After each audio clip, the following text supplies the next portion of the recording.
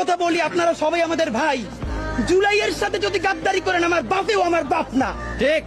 আমার মা আমার মা না, আমার সন্তান আমার সন্তান না, ঠিক।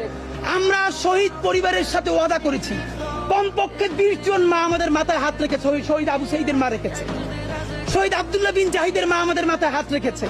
ফাহমিনের মা পরশু এসে বলেছে, বাবা যতদিন আন্দোলন করবা, 2টা ছেলে আল্লাহ দিছে, একটা শহীদ হয়েছে আর একটা তোমাদের হাতে দিয়ে দিলাম, ও সকল প্রোগ্রামে আসবে, আমিও আসবো। বিচার না কইরা আল্লাহর কসম তোমরা রাস্তা থেকে ছাড়বা না।